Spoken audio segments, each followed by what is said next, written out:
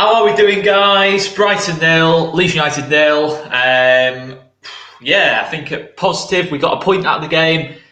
Negatives, probably several. Oh, hang on. I'm even repeating myself here now. There we go. What a start. What a start, eh? Chris, it wasn't as... I think it's fair to say it wasn't a deserved point, was it? No. Mate, luckily they had the Leeds United about them today and couldn't finish the dinner. It should have been 4 or 5, if I'm honest. We were just awful. Absolutely awful. You can't pass the ball 5 yards. And what's bothered me again watching that today is some players don't even look bloody bothered again. I'm absolutely sick to death of it. And there was some rumblings around online at half-time when Kalvin came off and stuff. Apparently he was holding his calf. We don't know if it's an injury yet. But there's questions around his interview the other day. If you want to go, son, stick your transfer request in and go, because Kalvin Phillips or not, if you don't want to play for the shirt anymore, pack your bags and go. I love Kalvin Phillips. I think he's a super talent. He's one of the best central defensive midfielders in the country. But if you've got eyes on what you deem a bigger prize, then you're not bigger than off you go. What makes you think that, mate? Just to play devil's advocate. Just a general application. Just the way things look to me, and it's just a personal opinion. Just the way things look to me with him, and not just him, with others as well. It's just I'm singling out Kalvin because it's Kalvin. Do you know what I mean? It's meant to be Leeds through and through, and all the rest of it. Would you not say he was superb against Tottenham? I mean, that was only a game ago. Yeah, but then came out and whinged about it afterwards that he had to play. At the end of the day, we always say that the person that falls on the sword if results don't go well is the manager. That's the way it works in football. You are paid tens of thousands of pounds a week to do a job, and your boss is the manager. So you do your bleeding job. Don't cry about it afterwards. Don't cry about it. If you've got an issue with it, have a word with him privately. Don't come out in public and have little snipes and little digs. I don't take that off anyone. I think it's wrong. And it just makes me wonder if his head's completely in the game. And again, it's just speculation. And this is me speaking out, thoroughly frustrated having watched that performance tonight, where from 1 to 11, and everyone that came on, they were dreadful, absolutely dreadful. I was actually watching Joe's watch along, and I kept saying, no fight, no desire, lack of being bothered. It's just not good enough. There's a real echo on here. Well, yeah, I mean, it's a difficult one, isn't it? I think, look, in terms of what Phillips said in the interview, I just think that's the way modern football's going, to be honest with you. I think I know it's a rare thing for it to happen at Leeds, but you see it happen quite a lot now. I'm personally not concerned about it. I think Phillips' head's in the game. I just thought he had a bit of an off night. Well, had a big off night tonight. Everyone did. Other than Meslier, thankfully. Let's talk about a bit of a positive. Meslier today,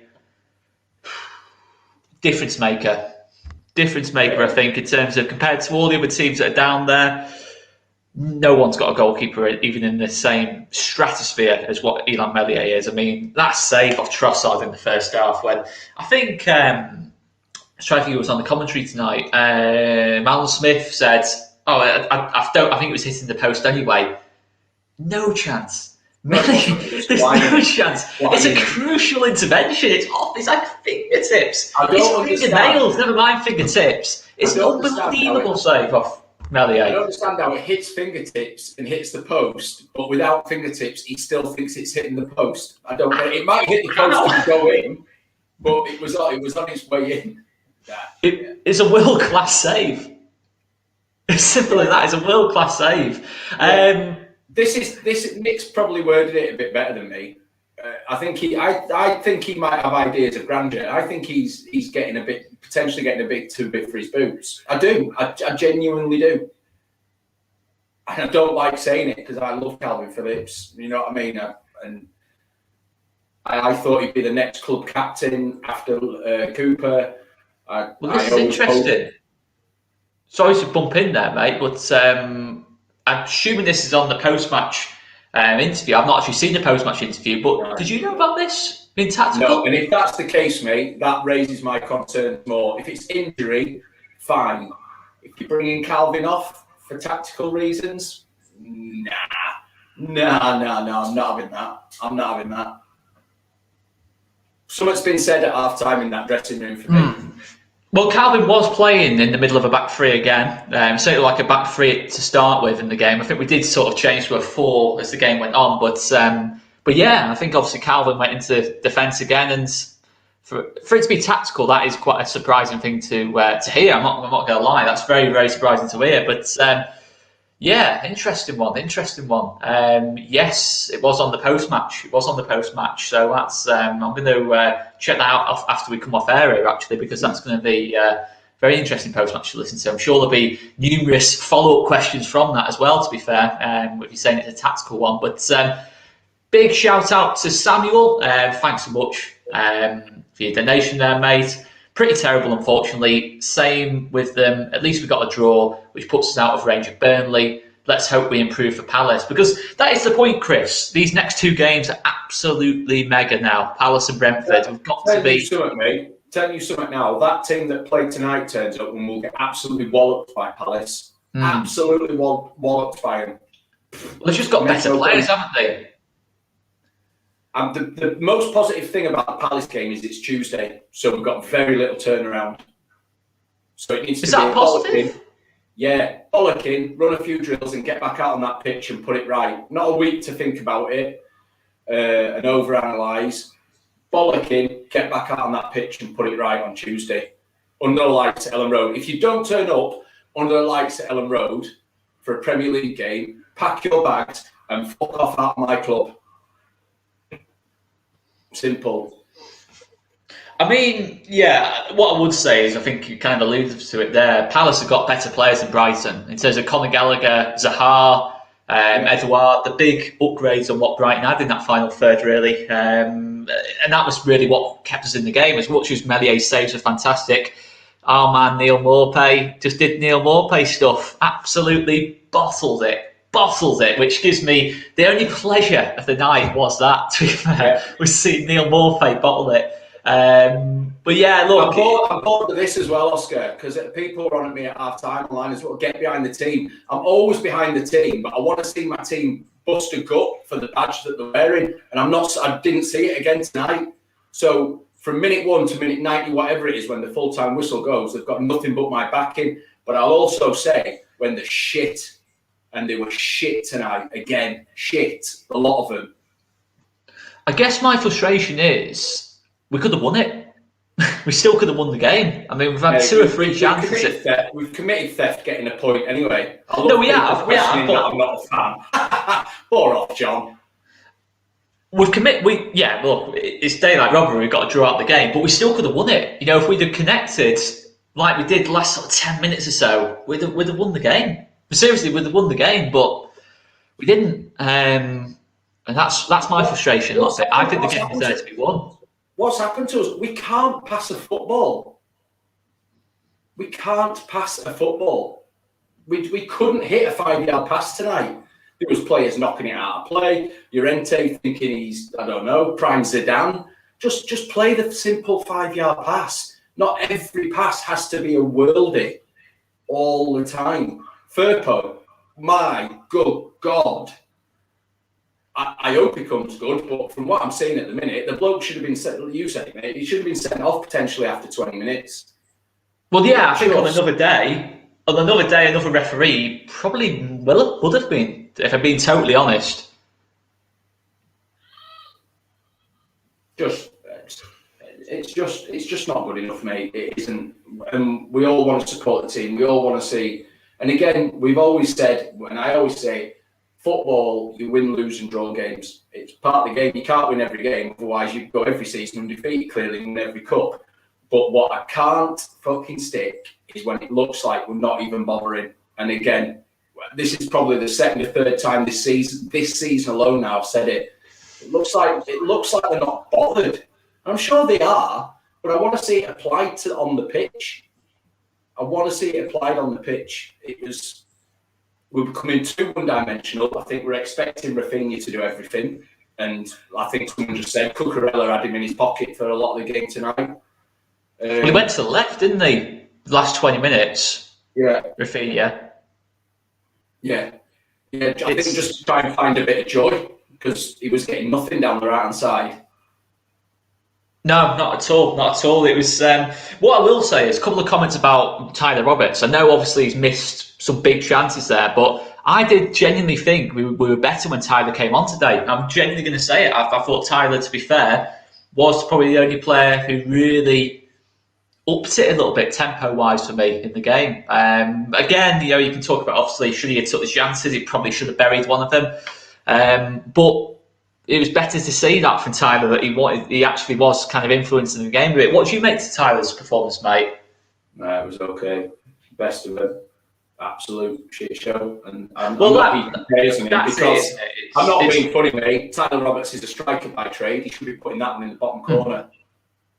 Oh no, I don't disagree, but I do genuinely think Tyler was better than the superstars in the team, as we do hail them at that point. But that's a fair call. But no, it's nothing to say kind of like all of a sudden Tyler Roberts is going to be the answer for us. I'm not saying that. I'm just saying that he was genuinely okay, I thought, today when he came on. And this is where, for me, mate, that Bielsa, as much as we love him and he's doing a great job, he needs to be questioned on stuff. You've got young Gelhardt on the bench there, and I'm not saying Joffrey's definitely going to come on and change the game, but what Tyler's had 60 plus opportunities to come on and change games, and very rarely does. And if we keep sticking by the same methodology of 60 minutes, let's get Tyler on, then we're going to keep seeing the same results, which is very little more often than not. If we just throw Joffrey on and give him a chance, and if it happens 2 or 3 times you don't get anything of him, then it's a bit of trial and error. Okay, that hasn't worked. Let's take him, put him back in the 23s for a bit, let him gain a bit more confidence again. But it's the same old shit every week, and the same old outcome pretty much every week. Last week we fell off a cliff when Forshaw came off against Spurs. We're running out of excuses now, though. That was a pretty strong first 11 we had out today, and they were worse than what they were against Spurs. We're running out of excuses here. I mean, it's a weird one tonight. It's a really weird one because we have got some from the game. It does feel like a defeat, though, in some ways, in terms of what we're used to with a Bielsa team. I think people, if you'd offered a lot of Leeds fans a draw at the start of this game, I think at least half, maybe most, would have probably took it and said, okay, drawing this game, let's see if we can win the home games against Palace and Brentford. But I think it's just when you play like we did today, and I know what you're saying in terms of we've got a game coming up soon, but I don't think that works in our favour. I think we need a full week on that training pitch to prepare for a game for Palace. But we'll see how it goes. It could go the other way, as you said, easily. But I think that's what a lot of people's concerns are, is how big these next 2 games are. Palace and Brentford, because we know what the next 4 after that is. Chelsea, City, Arsenal, Liverpool. We know that's the next 4 after Palace and Brentford. We might win against Palace and Brentford, and we could still find ourselves in the relegation zone around Boxing Day, Christmas Day, New Year, even if we do win those other games. But do you think there was nerves tonight? Do you think there was a little bit of nerves in that? I just saw some of the stuff I saw tonight just wasn't as bad as the start of the season has been. It was still uncharacteristic for us. Stuart Dallas under-hitting passes, Kalvin, making the wrong decisions, Llorente giving the ball away. Do you think there was a little bit? We said it about Norwich, that there was nerves in that Norwich game because we knew we had to absolutely win that. And today, we knew we absolutely had to get something from the game. Otherwise, it puts massive pressure on Palace and Brentford. Do you think nerves played a factor today at all, Chris? I don't know. I don't know, mate. I have the most almighty clutch of the straws in front of me. Yeah, I think. Yeah, you're definitely right. I think there was against Norwich. I think that was evident. I think both teams were riddled with nerves because both teams knew they couldn't lose that game. Not so sure tonight. who knows? I'm not in the dressing room. I don't know what's said between the players or how they're feeling, but it just wasn't Leeds United, and it's not the first time this season. Probably won't be the last if we carry on like this. And we're in real danger this season, because we can say, Bamford's still to come back and players like that. Paddy Bamford tonight doesn't make a world of difference, apart from if he's in the position that Tyler is when the Sanchez makes a save, Bamford might stick that in the bottom corner. But as far as game plan goes, Bamford makes very little difference tonight, because we couldn't do anything. I would disagree though there. I would say that Bamford, in terms of pressing, when we did press Brighton, James did it in that 10 minutes to go. Webster was on the ball, James pressed him, and it led to that Roberts chance. I just felt that I genuinely didn't think Brighton were that good. It might sound bitter. I've seen Brighton play a lot better than that against us, against other teams this season. I didn't think Brighton were that good either. I just thought a lot of their moments came from our mistakes. Today, I genuinely do think that. I do think Brighton were there for the taking in this game, 100%. In that final third, they had nothing really. No, if I'm being totally honest. I agree with you. It's but again, their best threats. Sorry to interrupt, but their best threats were the wing backs. That to me says a lot. They're both very good players. Cucurella, Lamptey, top players. Lamptey's absolutely superb. But in terms of in that box, in that final third, the players to finish the chances, they don't have the quality. We should have been looking to win that game, in terms of the way it went. This is what concerns me though, mate, is the fact that, and again, it's not the first time this season is. Brighton didn't. They were pretty good, but they weren't magnificent. We made them look far better than what they were. Newcastle, the same. Other games this season, the same. Southampton. Let's not go over that one too much. It's almost worse if we're being that dreadful that we're making teams who have an okay game look like absolute world beaters. Lamptey looked like he should have been playing for bloody Real Madrid or something in that first half. He had Firpo, and I know he's quick and paces a lot of things, but he made Firpo look like he was running in treacle, and he couldn't get near him. If we're making teams look better than what they are, that's a really bad sign. No, that's true. That's very true. No doubt about it. But I think it's 8 games Brighton haven't won for, so that's a concern. Yeah. That is a concern in that kind of sense. But if you're going into that Palace game, then, mate, what changes are you making? Do you know what, mate? I kick the same 11 out on the pitch and tell them to go grow a pair and prove everyone wrong and go out and put a performance in. I'd kick the same 11 out onto the pitch. Apart from maybe because he was so poor, Firpo, I'd have Pascal back in at left back, because he was. Let's be honest, he was dreadful in that first half, and he's coming back from injury and X, Y, and Z excuses, blah blah blah. But he was so poor.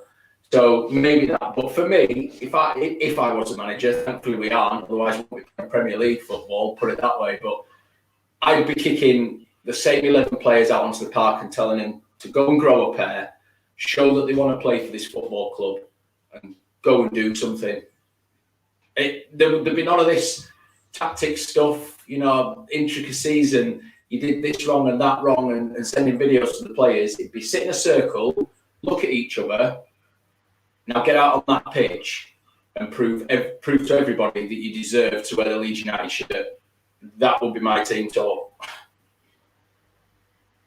Well, yeah. I mean, the thing is, where I'm seeing obviously criticism for Bielsa, I couldn't tell you if the tactics were good or bad today, because the players made that many mistakes. You can't tell.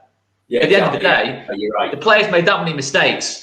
Look, we all say stuff when we're emotional during the game, but I couldn't tell you if. So I don't agree with Bielsa criticism, because I think you could have had any manager there today. If the players are making those kind of mistakes, if Firpo's basically on a yellow card within 2 minutes of the 2 minutes of the start of the game, and then is still making fouls and still diving in. Llorente's giving the ball away, Phillips is giving the ball away, Dallas is giving the ball away, making the wrong decisions in the final third. I'm not sure, because let's be honest, I don't know about you, Chris. I was happy at that starting 11, and to be honest, I thought it was a good starting 11. So I don't think we could suddenly say Bielsa's got it wrong. It's on the players, isn't it? I think apart from Firpo being back in and it not being Pascal at left back, I think it was pretty much the starting 11 that I said this is what I'd like to see. So no, I can't complain at the starting 11.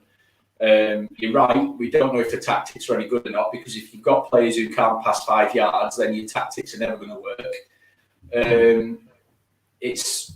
So yeah, I would set them up the same. I would have them all out the same on Tuesday, and I'd tell them to grow a set of bollocks and go and fight for the place in the squad, in the team.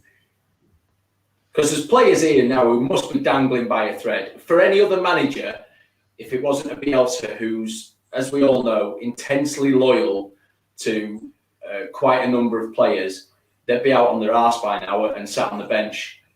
And I suppose they're lucky that we carry such a small squad, because without it being a small squad, some of these players wouldn't be getting first-team football at the minute.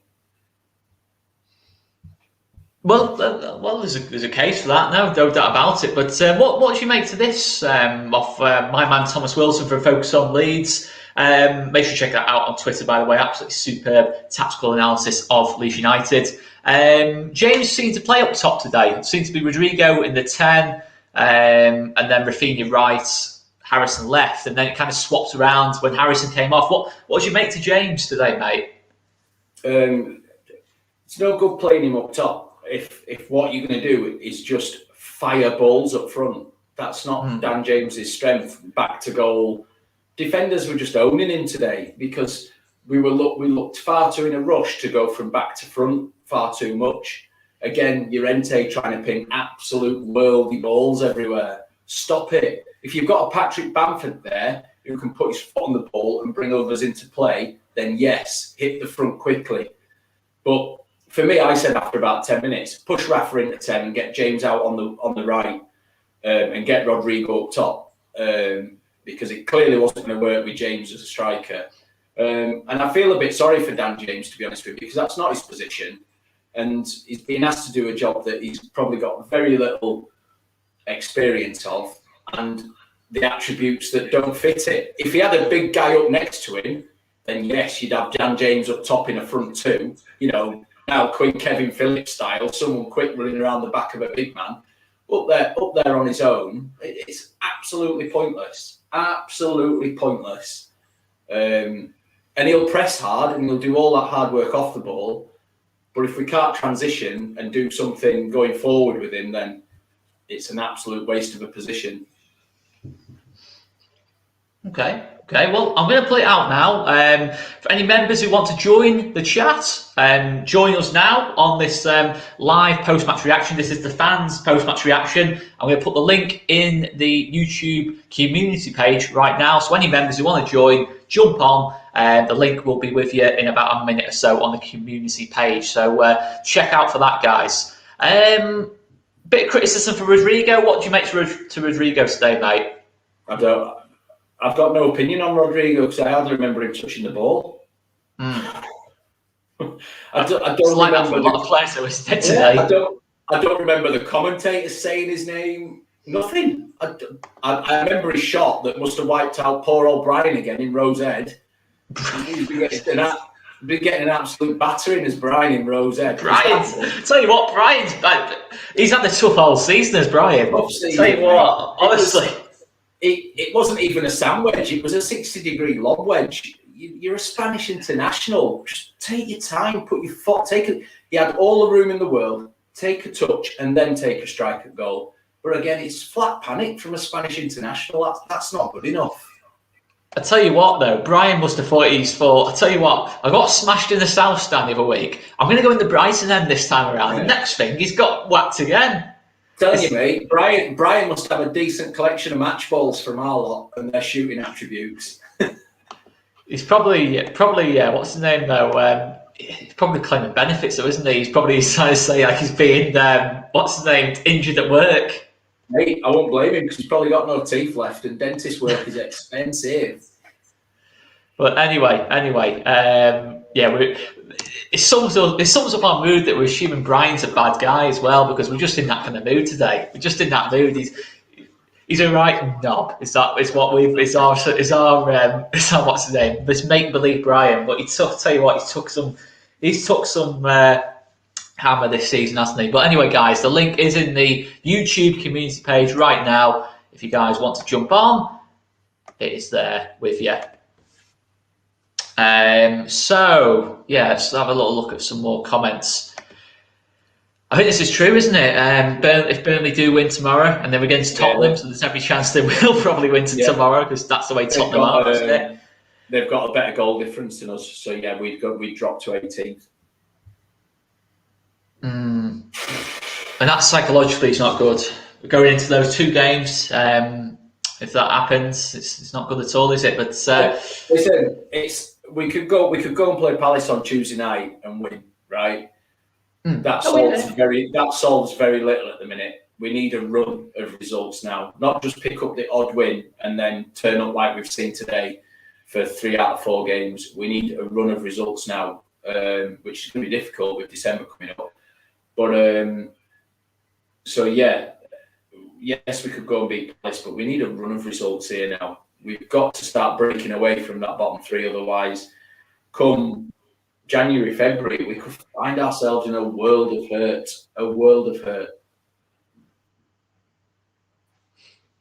Well, this has been a very cheery post-match so far, hasn't it? But anyway, I'm going to let our man... Well, 3 people have joined at once here, so I'm going to let Sam in first, because I think he got there like 2 seconds before Ethan. But Ethan, Mike, I can see you guys with you as soon as possible. Let's go to Sam first. And he's got his flat cap on. How are you, mate? Hello. Not good, that was a bit shit, but at least we got the result. So if we can get something against Burnley or Crystal Palace, then we're looking better. Do you think we can?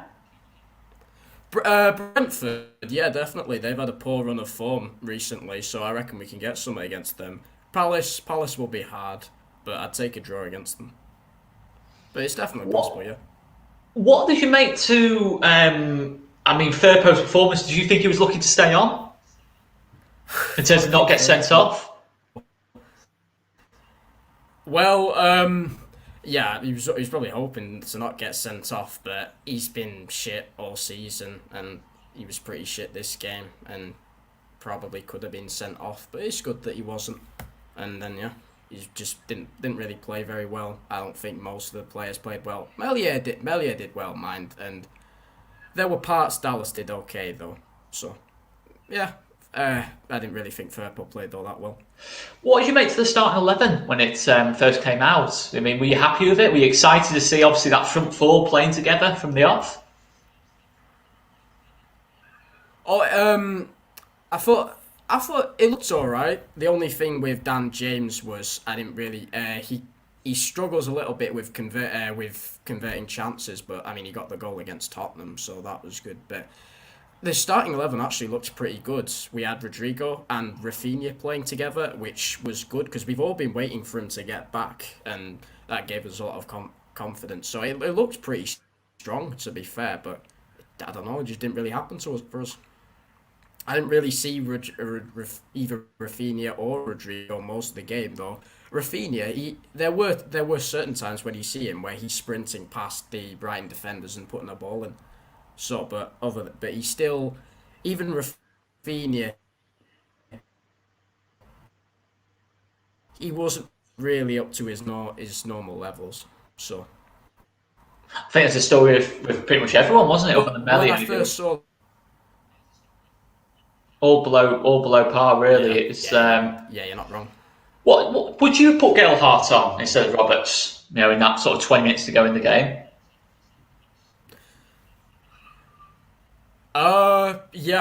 Yeah, I would, because 𝐃𝐈𝐒 did very well last game, so I think he probably should have been brought on. We know he's very physical. He puts in the work, which was kind of what we were missing. And even I don't really like Roberts, though he did all right, but I think if either Gelhardt or Bamford was on the end of that chance, they would have stuck it in. And we know Gelhardt's a real battler, and I think, yeah, I would have put Gelhardt on instead of Roberts. He would have done us a good job.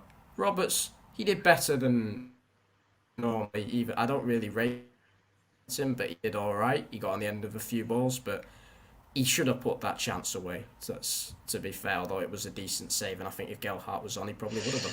I mean, I don't know how long you've been listening for, Sam, but obviously we've had a discussion about KP. I mean, did you see what Gary said here in terms of KP not being happy tonight, and you've been able to see it visually almost today?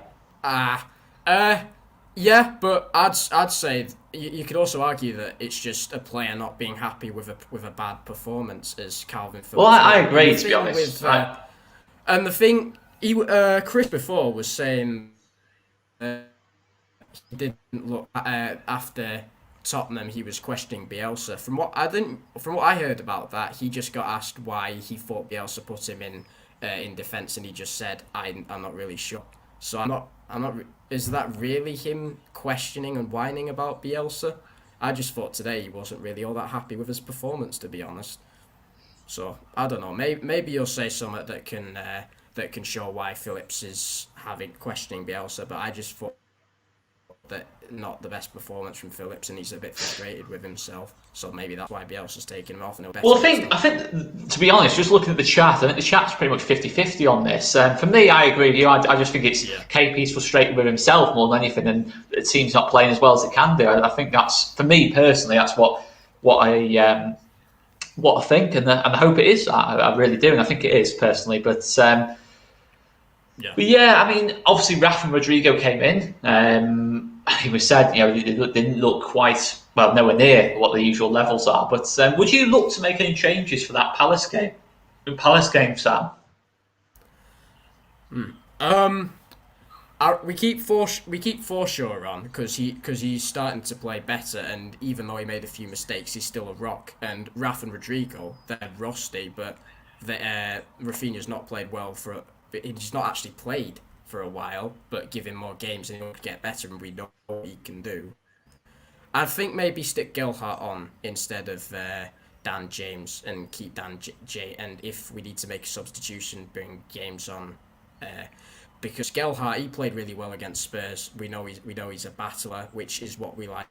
Bamford, as well as the pressing, because it really motivates the team. And what Chris was saying, they didn't really look like they were playing, and if you bring on a battler, maybe that rallies the team, gets them to work a lot harder, which has a positive effect. So I reckon we bring Gelhardt on. He'll go well with Forshaw as a rock in midfield and Gelhardt in attack. Other than that, yeah, Firpo's been pretty shit. I'd take Firpo off, bring Strauch on instead, although Strauch does make a few mistakes. He made a few here, but he's been alright still. Other than that, we go again. I think they'll do better against Palace. Just to answer your question, sugary goodness, Chris, by the sounds of things, was the one who went for KP. I've made him smile. That's my success for the evening. That's a success of the evening.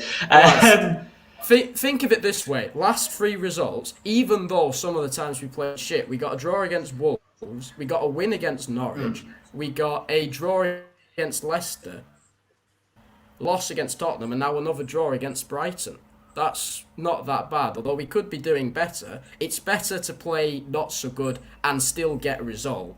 Because some of the times before, we've been criticising Leeds for playing well and not getting the results. So if we get something against either Palace or Brentford, and we definitely can get something against Brentford, then we're going to be looking a lot better. And then we're going to be looking back on ourselves and thought, all right, we were panicking, and now it's good again. So really depends how we do against Brentford, but shit performance, but we got a draw, so it's not as bad as it could be. And Morpay missed loads of sitters, which makes Morpay will feel guilty for Brighton not winning the game. That's a success, isn't it, Chris? That's a success. Hey! Morpay's guilty for Brighton not winning the game. Yay! We're the winners tonight, aren't we? Yeah. Hate him, Morpay. Hate him. Morpay's a cheat. I hope Brighton get relegated. That was a shit accent. That's class. But yeah, I mean, It's difficult to assess that, Sam, isn't it? In all honesty, in terms of because it was that kind of like I don't know. It was just a weird 0-0. It was a really weird 0-0. But we normally do shit against Brighton anyway. It's the South Coast boys. We'll do better against Palace because it's further north. We don't do particularly well anywhere on the South Coast, do we? No. Too far from Yorkshire. We don't have. We're practically in France. That's the problem. We're practically in France. Yeah. We have to play these tough European ties. You see, too much travel. Too much travel. But I guess, Sam, you got anything else you spotted in the game that you want to discuss? We actually started getting better the last part of the second half. We just need. Yeah, I agree, actually. Yeah, but why did we do that from the off? It's my question. Why didn't we do that from the off? We would have won the game. The question to me. Yeah, I don't know, but we still did. And if we had Bamford back, or if we had Gelhardt on, we probably got a goal or two. So we just need to see how we do. But what else? I don't know. It was just a bit shit all around, but there were a couple good moments towards the end. I thought there were times Dallas did all right, even if there were a few bits he undershot massively, a few passes he put wrong. Because there was this one point where Brighton were going on the attack and Dallas puts a great tackle in, and he starts to go on the run and he takes the ball to the halfway line, but unfortunately he tries to pass it to Rafinha, I think it was, or it was either him or Harrison, but just picks the wrong pass and Brighton intercepts it. Which kind of sums it up, to be fair, but he still did all right, did Dallas. So okay, keep smashing that like button, guys. Keep smashing that like button. But Sam, before I let you go, mate, I'm gonna push you. Yeah. You're always positive. This is the thing. Even you're downbeat today, which sums up how bad we must have been. What's your target these next two games? Palace and Brentford.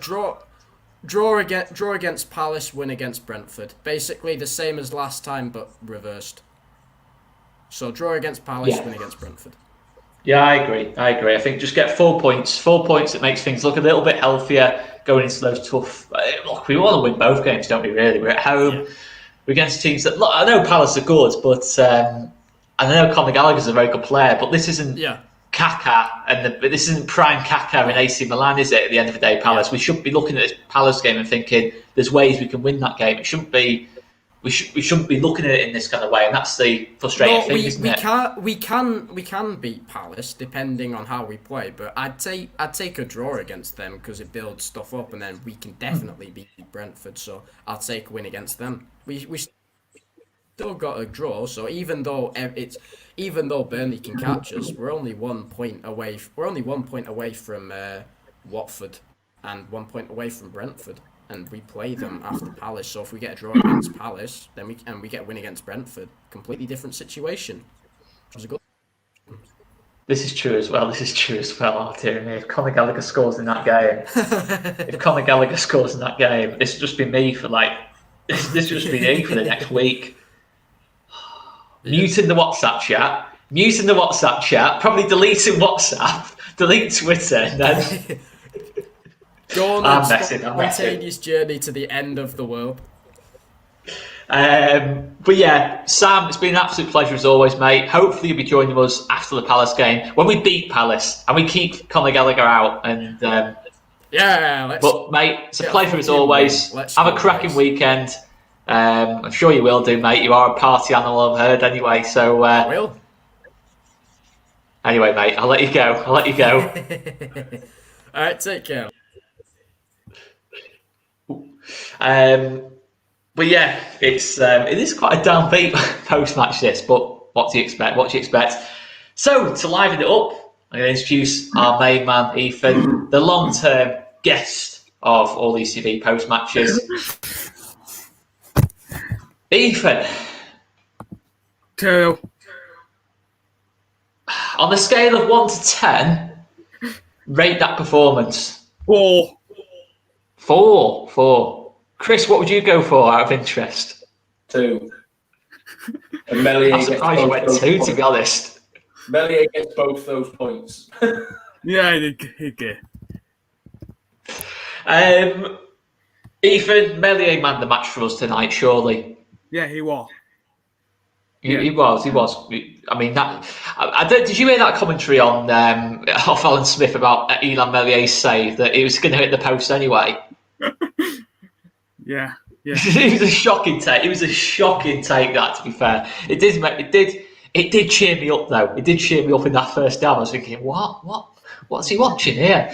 But yeah, I mean, did anyone else impress you tonight from the Leeds team, or was anyone else less bad than the others?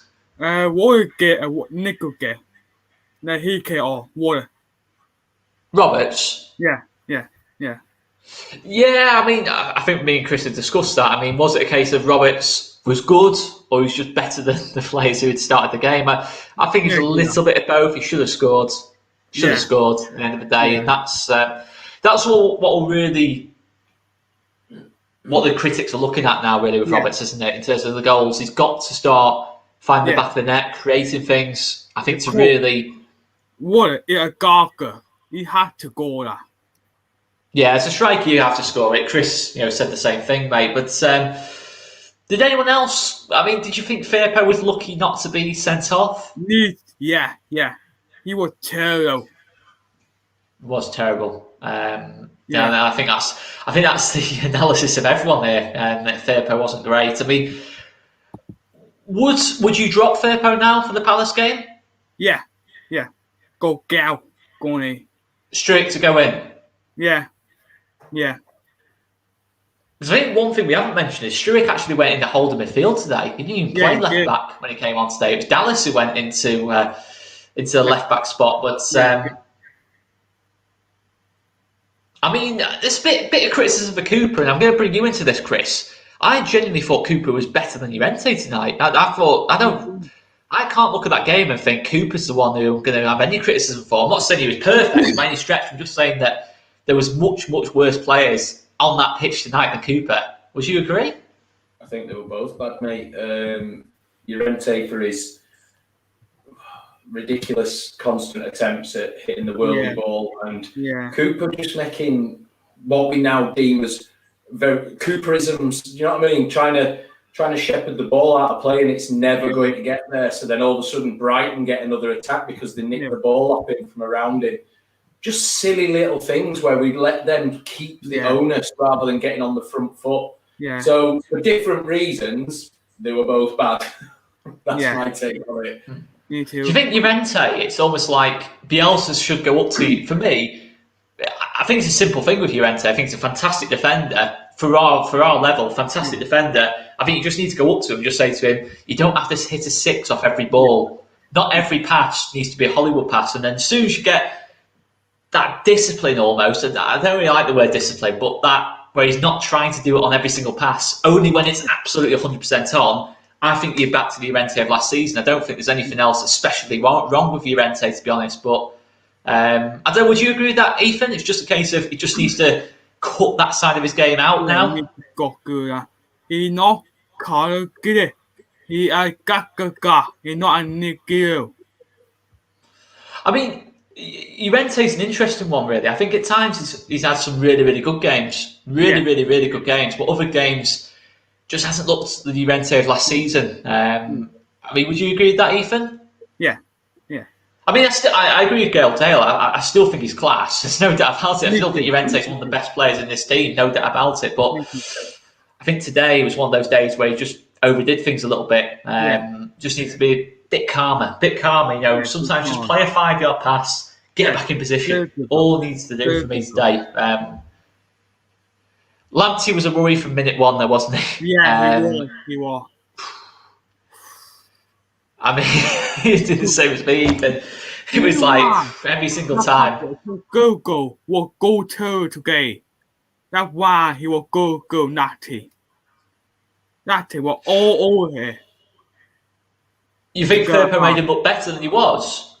Yeah, you know what? With a player with pace, the last thing you do is let him get a 2 or 3 yard head start and build up that pace. And Firpo just stood off him. And by the time he got anywhere near him, he was gone. He was round him and gone. Honestly, Firpo looked like he was running in treacle. The only way you're stopping a player with pace is you stand right on them. Stand right on them. You might get turned every so often, but he was getting done every time anyway. So just stand right up against him and stop him turning you. Yeah.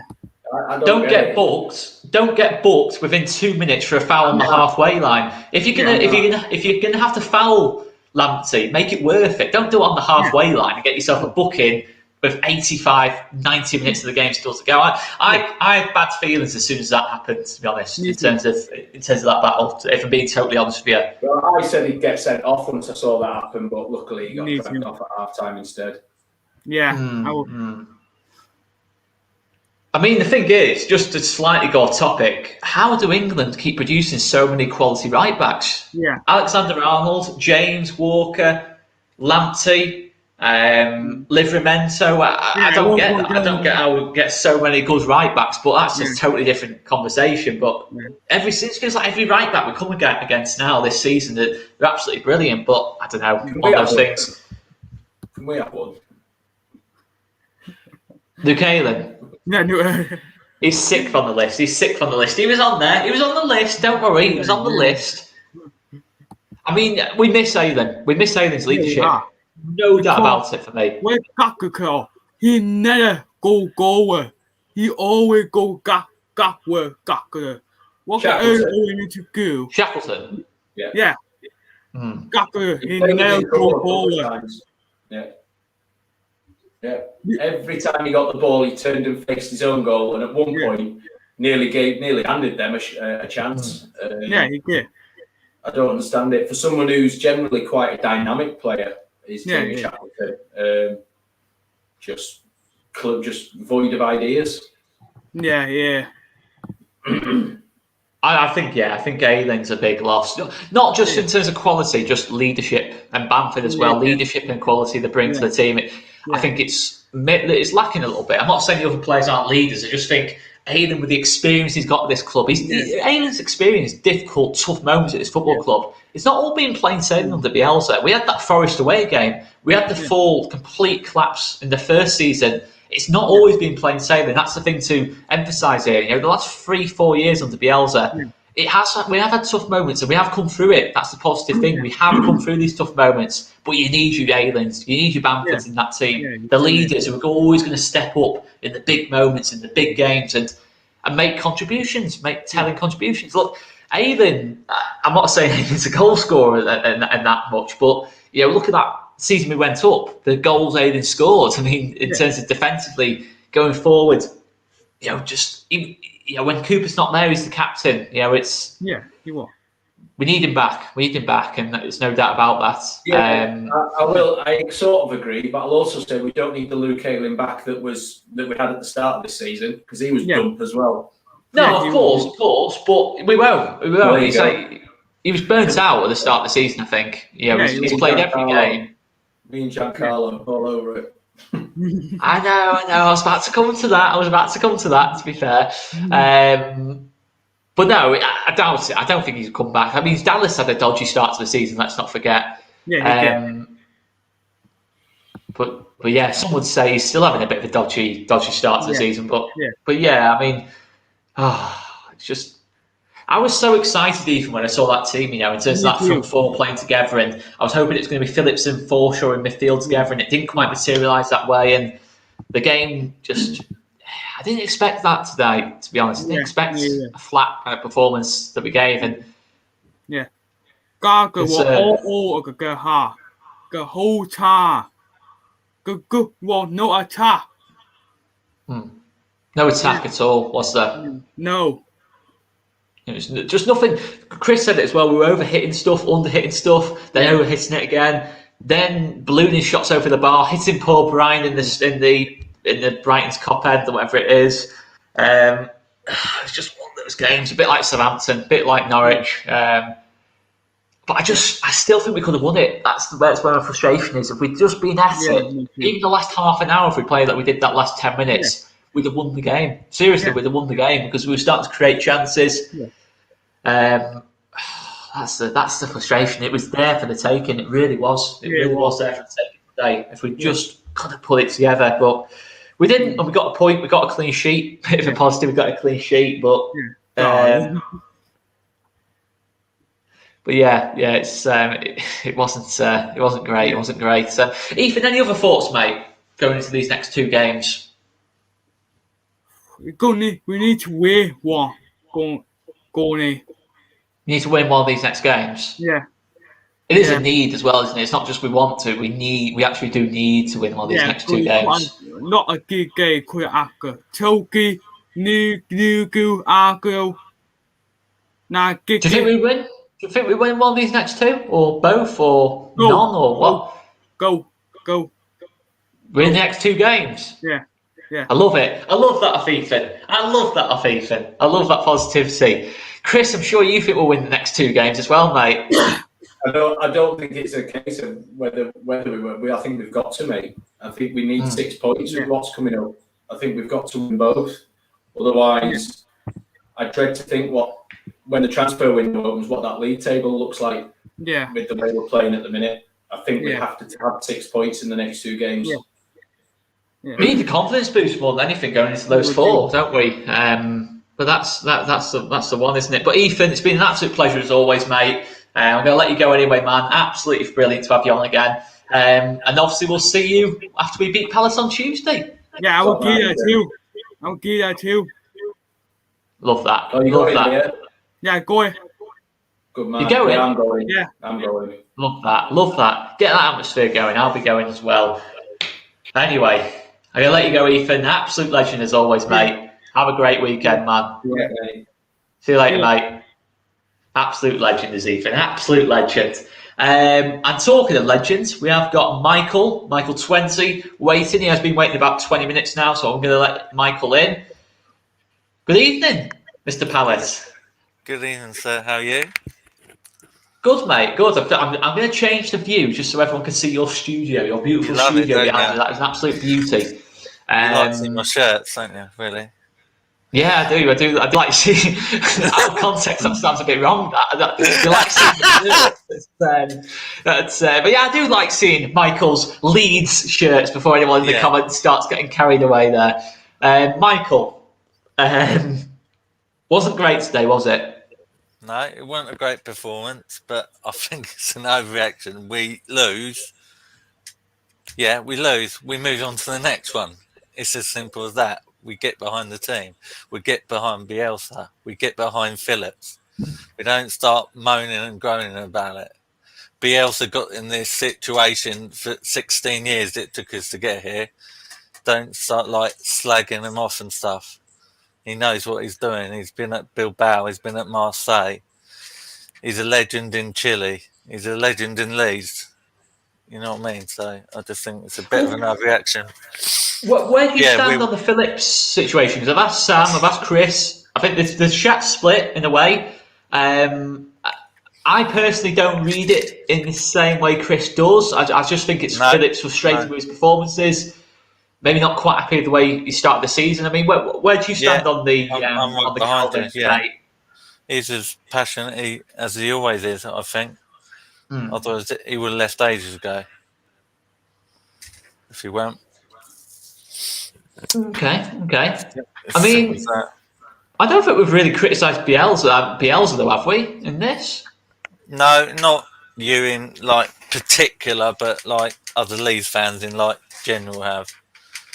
I think, in all honesty, though, we can say Bielsa's done this and Bielsa's done that, and he has. He's led the club back to the Premier League after so many years of us pissing about in the lower leagues. But for a football club to move forward, you can't live on past wins. You can't. It's standing still. It's going backwards. I'm not questioning. I'm not saying he should be going before anyone gets overexcited in the comments. But I think as a manager, we've also got to be able to question some of the decisions he makes. Constantly making the same substitutions when they very rarely work. Stuff like that. We need to try something different when things aren't working. For me, and I'm just a fan like everyone else. I've got no qualifications in coaching or all like that. But it's just the way I see it. No opposition team sees, and I'm not singling him out, but I'm going to use his name because he's probably the most used sub, sees Tyler run on at 65 minutes and go, "Oh, we're in a world of hurt now," or "We don't know anything about this lad." Stuff like that. We've got to try something different. It's becoming really tedious. You just have to look online when poor old Tyler runs on the pitch and everyone goes, "All right, the game changes here." It can't be any good for him. It's not any good for us, and it rarely makes any difference on the pitch. And he was tonight probably the best player for the period of time he played, without a shadow of a doubt. Should score, but generally all round he was pretty good. So credit where it's due.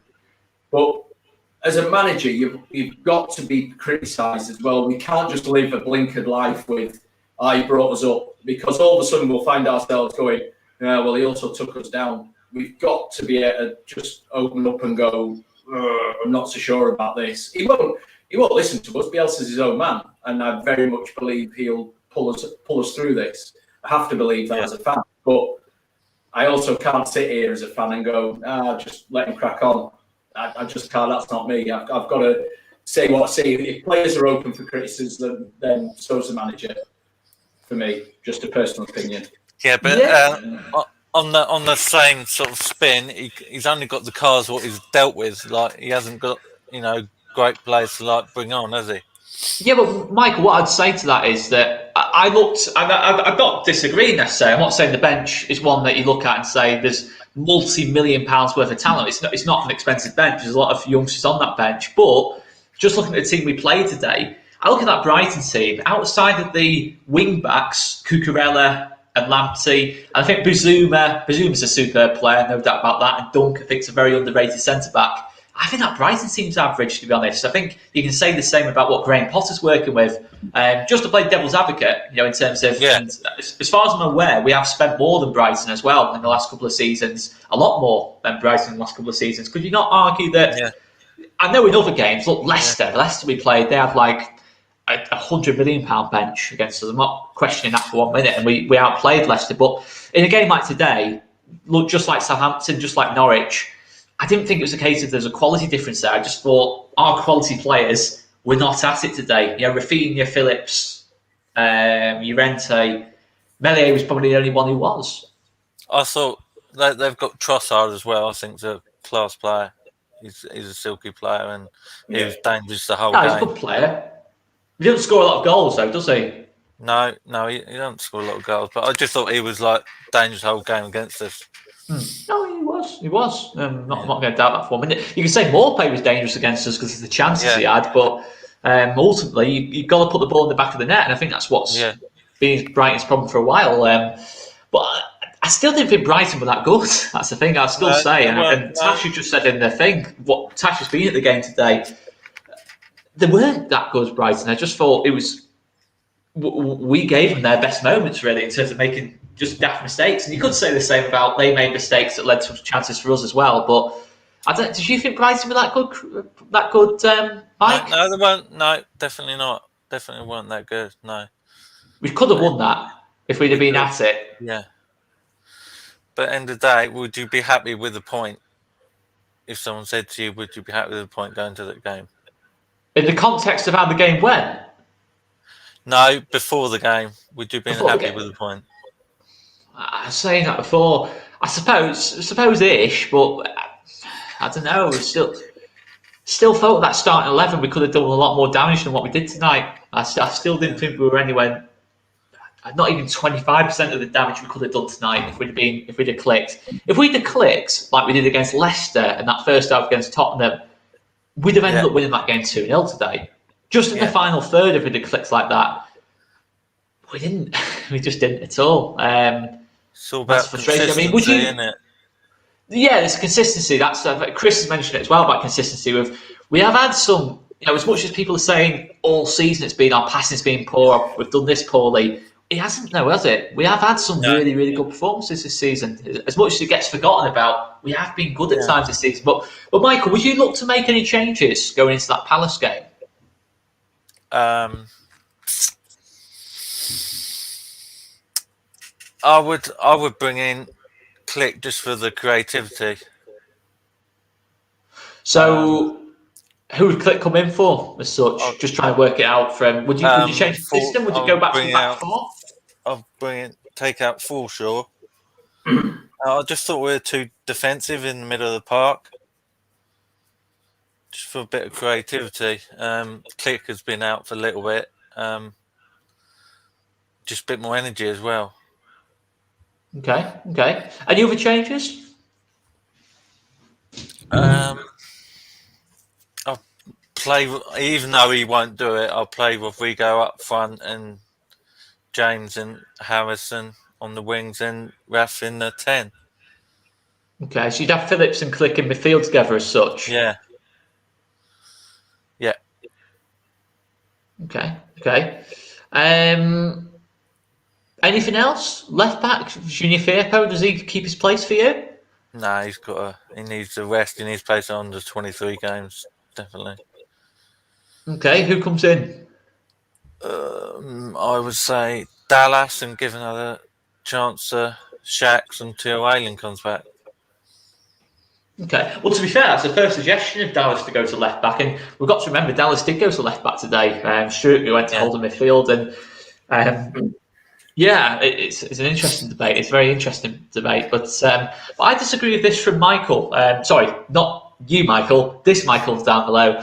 I personally think Rodrigo's best position is up front. I think you've seen it in terms of the way he took his goals.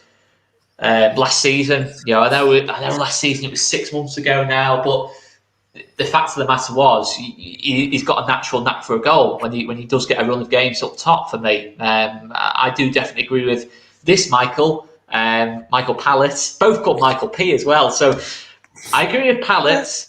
With Pollard, I can see why,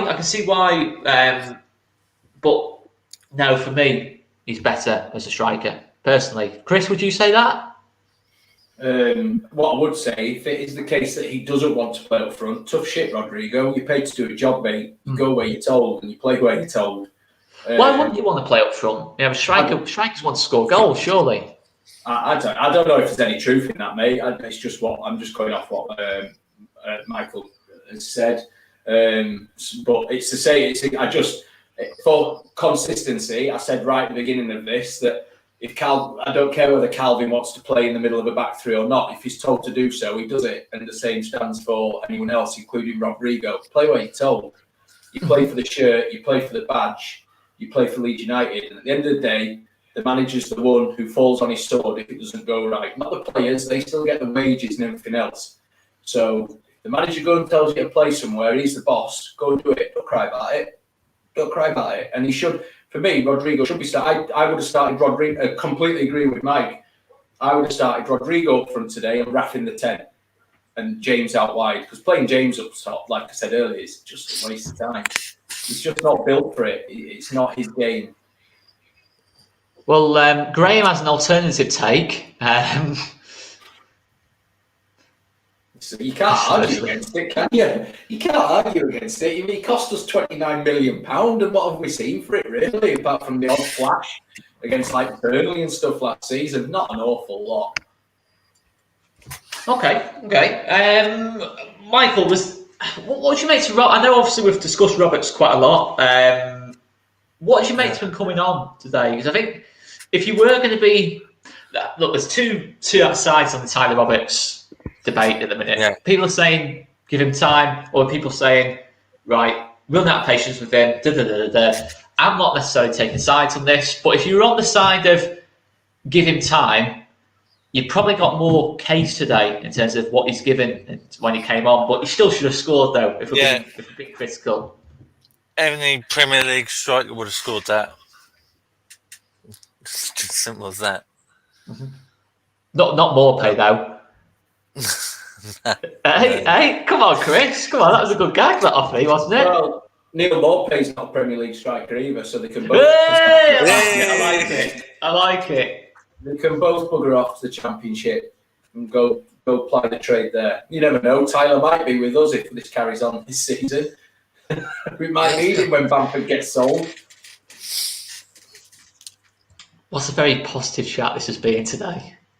Mate, it's just reality. It's just reality. We've got tomorrow after 13 games. That's a third of the season gone now. And we all said we wait to 10 games and then we have a look. Well, after now 13 games, we're 17th. This this isn't improving quickly. We don't get 6 points out the next 2 games. I am truly fearful for what January looks like when that transfer window opens, league table wise. Genuinely fearful. I don't think as well that he'll spend in January.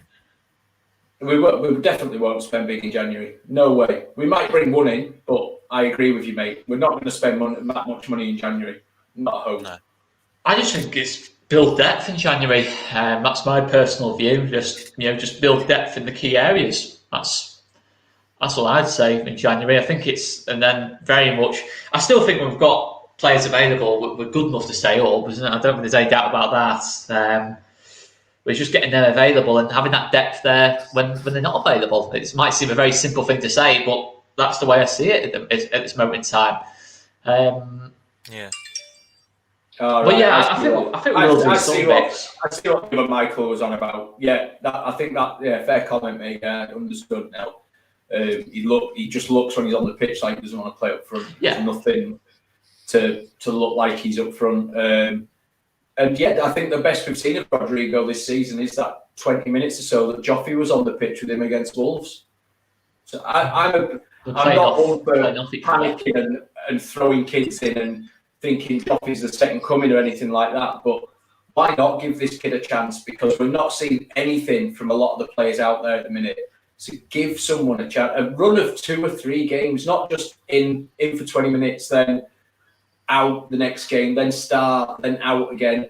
Give him 2 or 3 games at least to find his place in the team, because the kid's an absolute bulldozer. We know that. He will run at players. He will have a go. We're too one-dimensional at the minute. We stand up with the ball. We look at the defender in front of us, and apart from maybe a Rafinha who'll go and have a go at them, we just pass it sideways. We pass it backwards. It's all become a bit lackluster and not boring, but it's not even Bielsa ball. If we were seeing Bielsa ball still and losing games, we'd be like, but we're still seeing great football from Leeds United, so it'll be fine. We're not even seeing the great football anymore.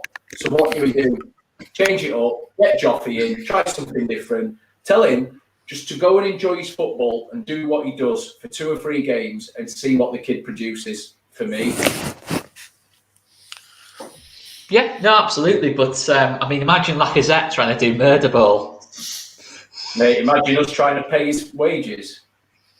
Just imagine him trying to do murder ball for like about a minute. It's just like, nope, I'm all right for this, lads. I'm all right for that. Thanks, lads. That'll do me. That'll do me. I'd hate to think what kind of money Lacazette's on. Probably too much is probably my suggestion. He was saying the same about people like Ozil. They're just not the right, for me personally. That kind of player in January is not the right fit for a relegation battle. A Lacazette and Ozil, I'm not convinced by their character. I don't want us to be doing something like that. I don't know if you guys would agree with that. I don't want to be going for like a big name. I don't think that's a big name who's past it. Really, if we're being totally honest, I'm not doing that. And I've seen fans screaming for Eddie to come back. Well, he didn't do it in the Championship for Bielsa side, so I don't see how he's going to do it in the Premier League for Bielsa side. We've got Eddie 𝐾𝐄? Yeah, I don't get it. I don't get that desire for Eddie to come back. He scored some crucial goals for us at times, but Bielsa clearly didn't see him as his starting striker. So what's the point? Wasting money there where we've got probably more important positions to be buying for. So I don't see bringing Eddie back as an option. Again, that's just me. That's my opinion. Other people think differently. Yeah, I just think unless James Milner, say for example, came up on the market, I highly doubt he will. But someone like that, where it's experienced and they're still a good player in their own right, yeah, absolutely go for it. But people like Lacazette, Ozil, who else have we got? That's kind of linked? A lot of the names have come up. Just players like that who they're not. They might have been good players once, but they're not going to give you that kind of performance now. But I highly doubt someone like a Xhaka will be on the market anyway. I think he's pretty close to the first team picture at Arsenal. I think anyway. Probably a bit too much. I think if you want to replace Berardi, Xhaka's probably a good option. That kind of completely as mad as him, But yeah, I agree actually. Just any Arsenal player. We don't want Arsenal players. We don't want Arsenal players, do we, at Leeds? Maybe Ben White. To be fair, but it's Lingard's being mentioned. I don't see Lingard personally.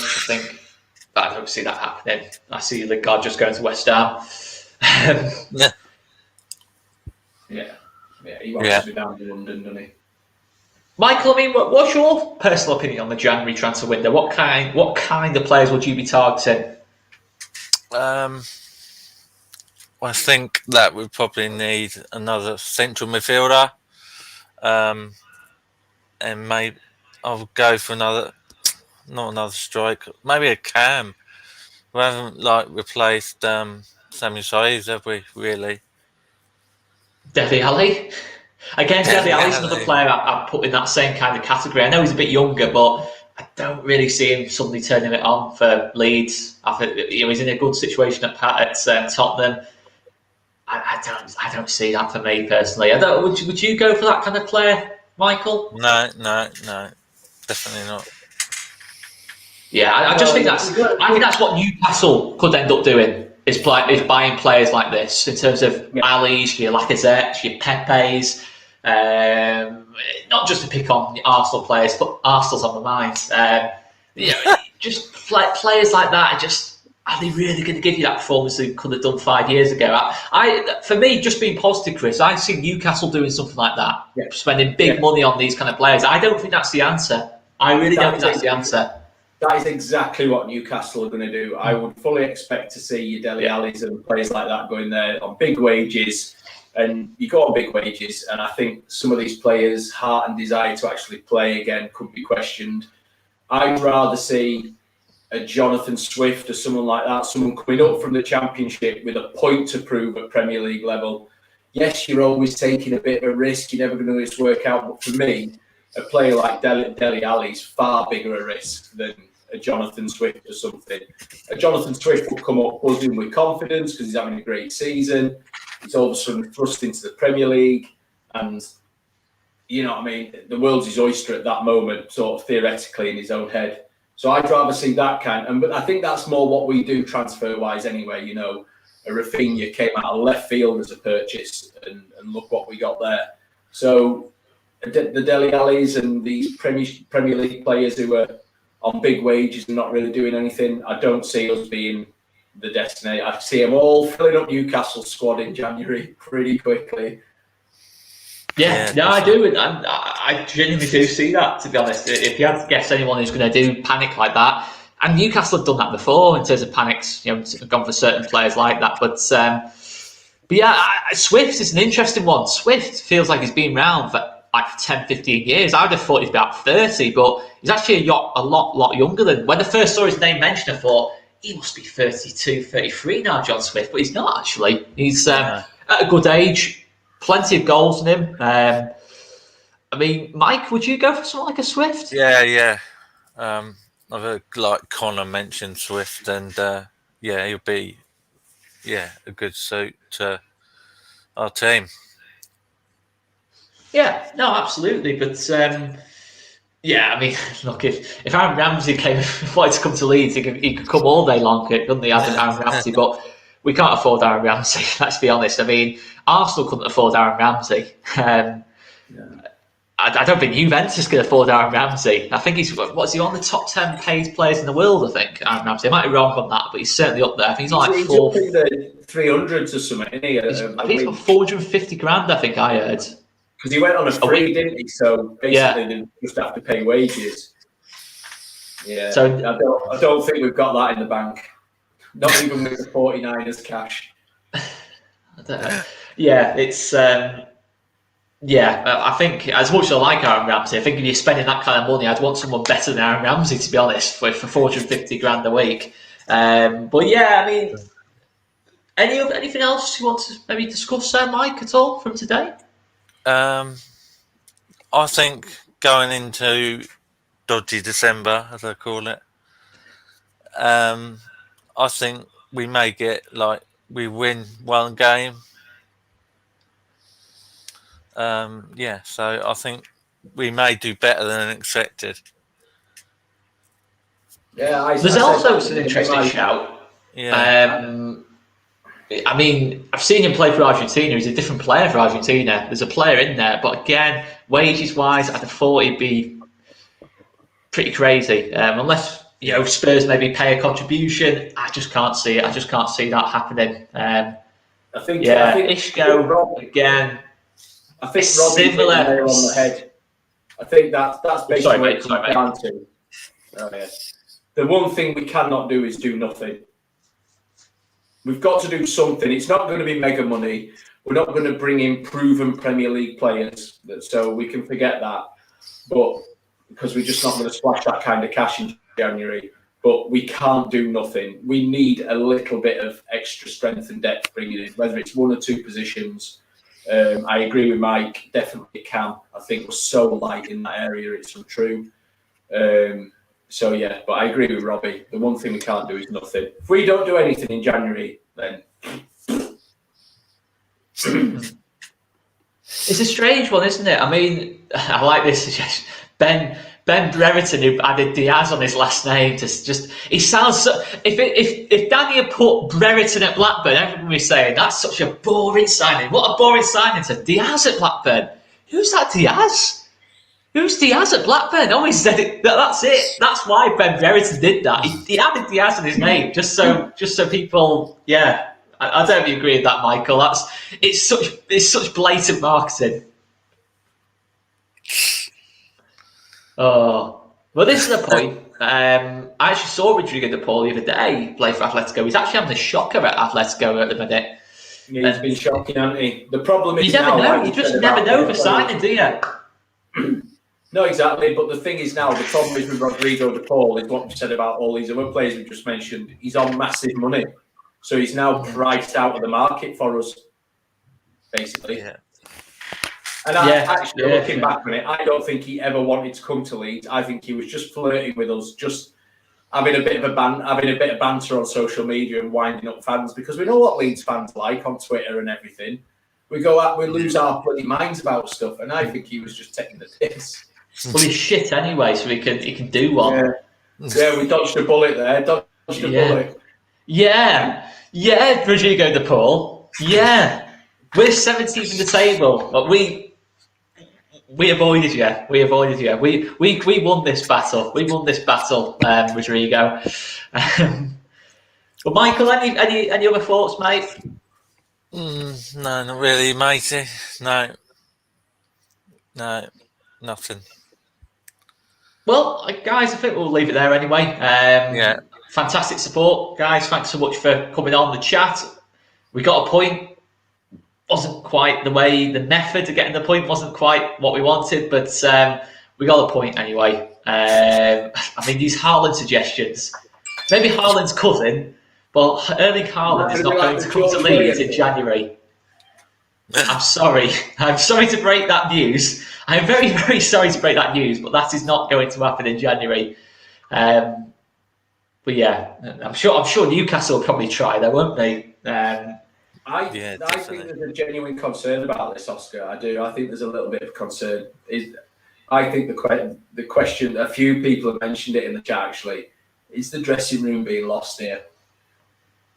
Is there a reason we are Bielsa's longest serving club and he's never done that many years at a football club before? Is the time coming where the players are like, we can't do it this way anymore? Yeah, but this isn't the first time we've had a bad run of form under Bielsa. We remember that Forest game 2 years ago. We were on the worst, some of the worst forms.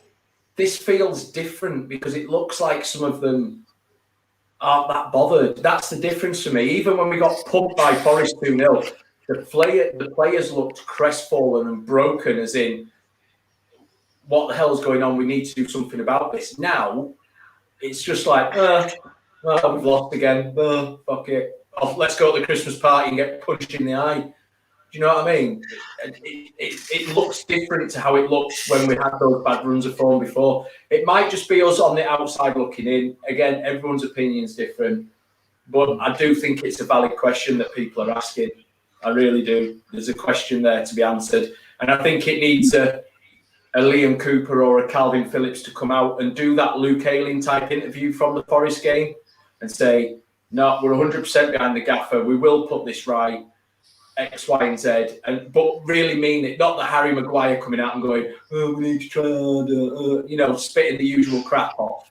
Yeah. Really mean it and galvanise the fans, galvanise the club again, because it does. I agree with Ian. I think it feels a little bit broken. I think it does. And again, I've just watched that dreadful thing, so I might be overreacting after watching 94 minutes of utter dross, but I do think there's been something there this season. There's been plenty of people saying it. Yeah. Well, Michael, absolute pleasure as always, mate. Where can we find you on YouTube, man? FM Pala as usual. And Check FM it out, Pala guys. on Twitter as well. Check him out. Follow him on Instagram, follow him on Twitter, and get him subscribed. Get subscribed to him on YouTube. He's pushing for 500. Let's get into 500, guys. And Michael, pleasure as always, my man. See you later, dude. See you later, mate. See you later, man. But Chris, I guess we'll leave it there, mate. Positive, wasn't it? Yeah, it was a very positive. How did we get an hour and 20 out of that? What I'm realising. How have we managed that?